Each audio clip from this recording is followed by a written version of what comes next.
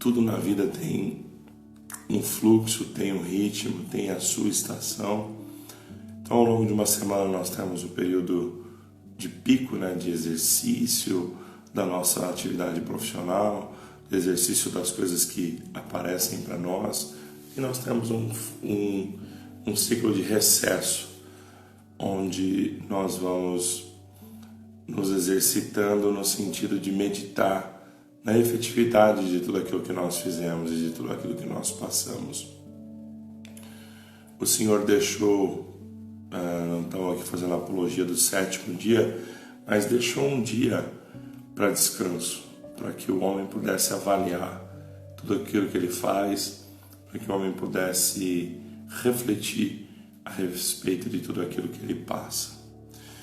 E na medida daquilo que nós estamos fazendo aqui dentro desse trabalho, que é a meditação a respeito das coisas de Deus, a respeito do que significa viver uma vida de acordo com a palavra de Deus, viver uma vida de acordo com a graça, nós também passamos por ciclos.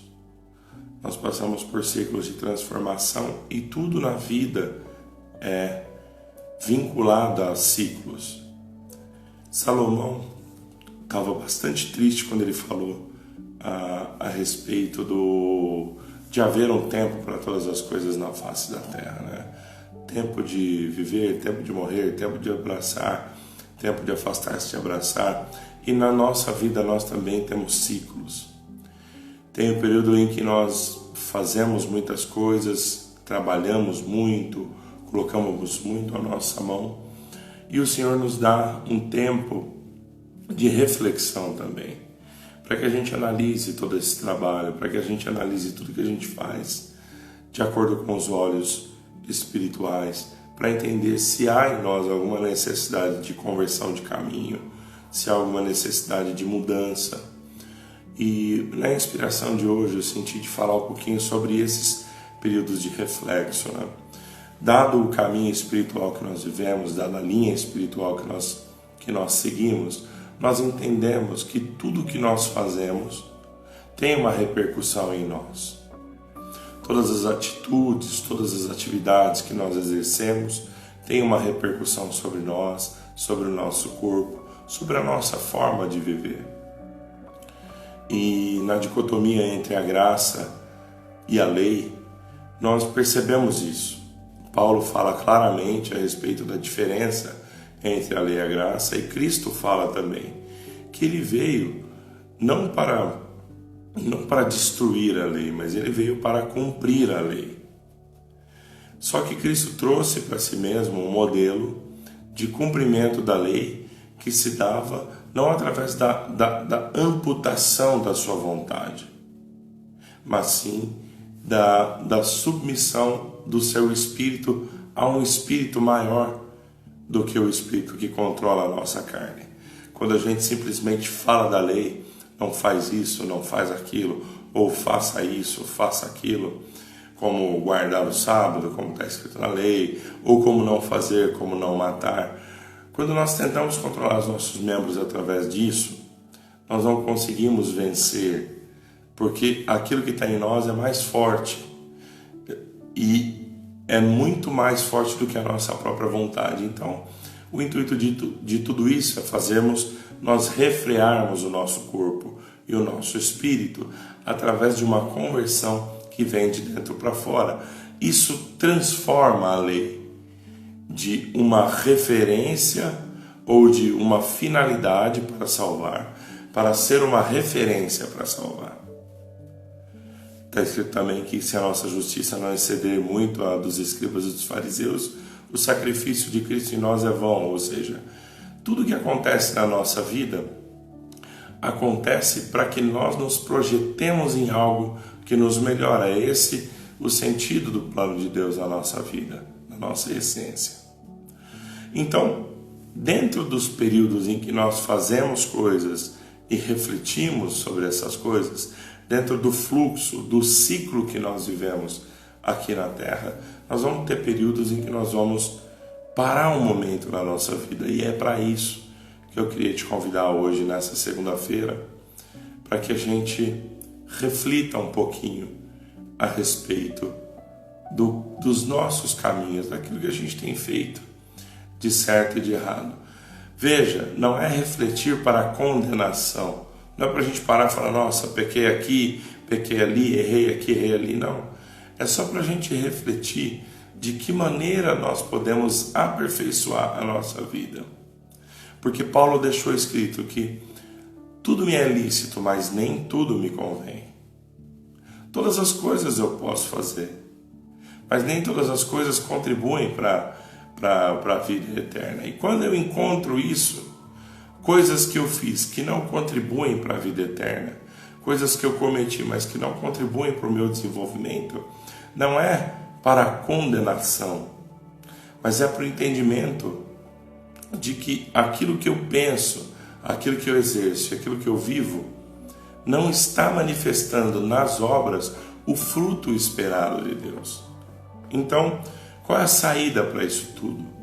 A saída para isso tudo é tentar olhar, entender onde estão os erros, para a gente entender no nosso reflexo interno, como a gente tem falado nas últimas 2 lives, tudo que acontece dentro do meu coração é reflexo de algo que está de algo que está em desalinhamento comigo. Se você não conseguiu ver, dá uma olhada na última live que nós fizemos no sábado e também dá uma olhada na live que nós fizemos na sexta-feira. Então, o ponto aqui é nós entendermos que o salário do pecado é a morte. Então, tudo aquilo que a gente fizer de pecado ou contra a lei, nós temos naturalmente algo que gera culpa e a culpa que gera a condenação. Essa condenação não é uma condenação de Deus com um tacape batendo na nossa cabeça. É a consequência. Então, se eu tenho uma lista de recomendações da lei para não fazer aquilo que eventualmente eu sinto urgência de fazer pelos meus próprios membros, eu trago a força da lei, a verificação, verifico se ali há um pecado. Se ali há um pecado, eu tendo ao arrependimento sincero, e ali eu faço a transformação pela reflexão. Então, nos fluxos de fazer e de meditar, talvez hoje seja o momento para você refletir, meditar e entender por que é que você comete algumas coisas, por que é que nós cometemos algumas coisas ainda quando proferimos o nome de Cristo, ainda quando deixamos à amostra a inspiração do Espírito Santo de Deus e ainda temos sobre nós algumas coisas. Ninguém de nós é perfeito. Todos nós temos pecado. João falou sobre isso. Falou, todo aquele que diz que não tem pecado, mentiroso já é. Está lá na Epístola de João, capítulo 2. Então, dentro da tua vida hoje, dá uma olhada nos teus pecados, naquilo que você comete, que é contra a lei de Deus. Não para a condenação, mas para achar um lugar de arrependimento. E nesse lugar de arrependimento, que você possa entender de que maneira você pode aperfeiçoar algo dentro de você. Não para ficar bem com Deus, mas para se sentir mais forte e mais capacitado dentro da tua jornada, diante do dia que você tem para enfrentar, diante das coisas que se levantam diante de você. Porque a mensagem de Deus para nós ela é bem clara, bem simples. A intenção de Deus no nosso coração é que nós consigamos vencer cada dia e irmos caminhando de glória em glória. Quando você vence o teu pecado, ou quando você encontra o teu pecado em você, e você tem a condição de pegar o teu pecado, submetê-lo ao arrependimento, que nada mais é do que a reflexão sobre ele e a entrega em oração, para que você possa vencer tudo aquilo, você dá um passo a mais, no sentido de ser a pessoa que Deus quer que você seja, alguém que fala do plano de Deus aqui na face da terra. Eu sempre começo o dia pensando, poxa, eu queria dar uma mensagem motivacional, algo que fale da maneira como se posicionar diante dos desafios. E quando eu ligo a câmera, sempre vem alguma coisa diferente daquilo que eu estava planejando falar. Mas eu não sei por que veio isso hoje. Porque a escravidão do pecado é muito grande. A escravidão do pecado é maior do que o que a gente pode imaginar. O resultado do pecado é mais forte do que muitas vezes a gente pode entender. E essa força do pecado muitas vezes nos coloca de mãos atadas, nos coloca paralíticos, nos coloca cegos, nos coloca paralisados diante da vida, diante daquilo que é o que pode ser para nós a nossa vida, do potencial que ela pode ter, e nós vamos nos prendendo em costumes. E existe uma das maiores falácias, que é você imaginar e você pensar que você ter a liberdade para pecar, que isso significa uma liberdade do Espírito. Eu recebi há um tempo atrás uma pergunta de uma pessoa a respeito disso. Olha, eu tenho aqui um sentimento, dentro de mim uma tendência, eu tenho uma certa maturidade espiritual, tenho dentro de mim alguma coisa que eu entendo como certa autonomia espiritual. Será que eu poderia ter, vou falar abertamente, não vou citar o nome da pessoa, mas a pessoa queria ter um determinado tipo de relacionamento e entendeu que talvez a graça fosse uma graça de libertação. Ela é uma graça de libertação dos membros através do aperfeiçoamento da nossa vontade. E o aperfeiçoamento da nossa vontade dá entre olhar para a lei, meditar na lei e suplantar a lei através da absorção da verdade de Cristo dentro de nós. Não está no fazer concessões. Essas concessões que nós fazemos para o plano de Deus na nossa vida só causam em nós mais dúvida, mais tribulação e mais separação do plano de Deus. Então, nós não falamos isso para condenação.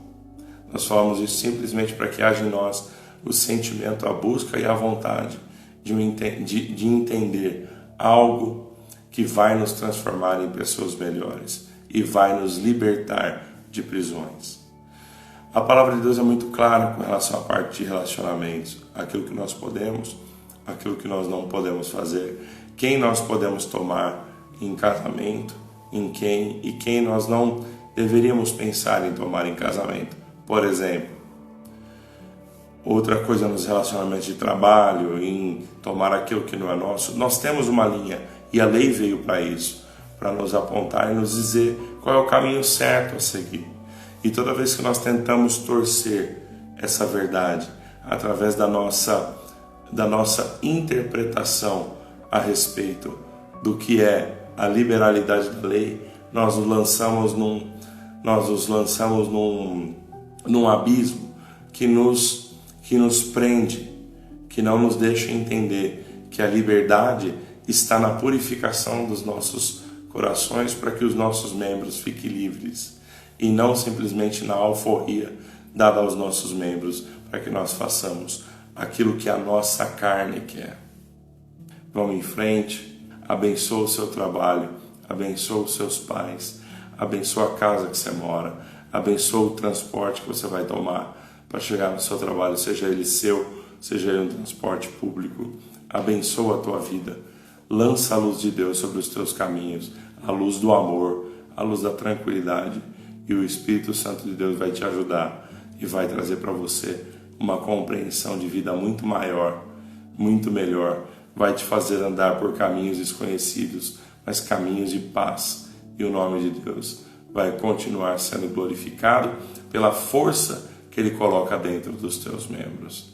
Quero te desejar um dia de paz, um dia de muita alegria, que essa inspiração possa te acompanhar e que, se você está hoje no momento da reflexão, que você possa entender que aquilo que você coloca sobre o seu coração, dentro da sua alma, dentro da sua vida, pode transformar a tua vida e o teu coração de dentro para fora, e não na mortificação dos teus membros como força última ou como ponto de ação. O ponto de ação é sempre algo que está dentro de você, e o mundo que está à tua volta é um espelho. Tudo aquilo que te incomoda fora, procura dentro de você a raiz e você vai achar.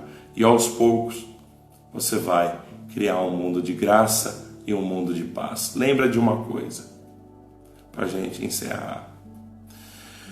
Acredita no processo. Acredita em que tudo que você coloca a sua fé, o Senhor faz aparecer dali um grande tesouro. Deus te abençoe grandemente, um ótimo dia, graça e paz, a paz de Deus.